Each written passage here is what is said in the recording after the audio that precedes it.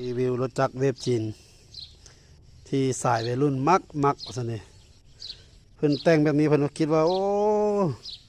ถึกสเปคถึกใจเพิ่นคักขนาดไหนได้แบบนี้เพิ่นนะอีคักพุ่นนะความว่าต่ำนะเกือบจำดินขาค้ำนะอย่างกับอย่างน้อยครอบ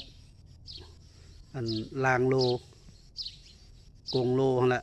สกอัพสีสกอัพงามมาสั้นซะปลายกับบ่มีนี่ตาหลังจักสิมีบ่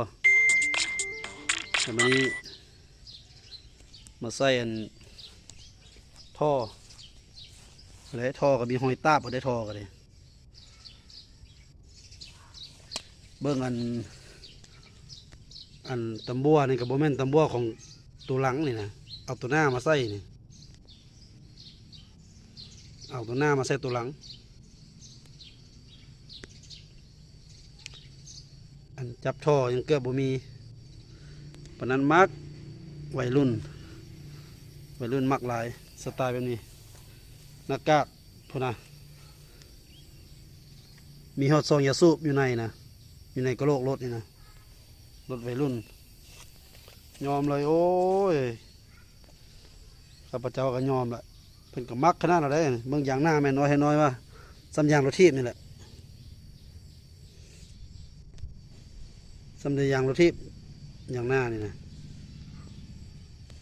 บนท่ออันนี้ตั้งจอได้นี่บ่แม่นมันแตกได้ตั้งจอให้เป็นสีสันว่าซั่นซะน็อตจับกับบ่มีแล้วลวดมัดเอาอันนี้เอาน็อตจับเอามัดเอาตานี้บ่ต้องการให้เป็นสีใสให้เป็นสีดำอย่างเดียวเป็นสีใสอย่ามันแจ้งโพดยันเห็นอันเสาหลักมาลายที่เห็นอันนี้มันจึงบ่เห็นยิ่งต่ำง่ายว่าซั่นดิตามแนวคิดหูใส่แว่นนี่ก็บ่ต้องใส่แล้วนี่คันเร่งระบบอันตาแถวนี้นี่บ่ถามก็ได้หรอกใส่บ่ได้จักอันนี่อันนี้เขาเรียกก่อไฟอันเมียงก็ก่อหัวใจมาแล้วของรถจักรมันเนี่ยเบิ่งหม้อกองเลยหม้อกองกับหม้อกองลมนั่นนี่เด้อ่านรถนี่บ่ลมเลยอ่านรถนี่ปานนั้นล็อกได้เสร็จได้นี่เป็นอันนี้พุ่นแล้วมือเจาะแตกอยู่นี่เอาจังได้ที่บ่เบ็ด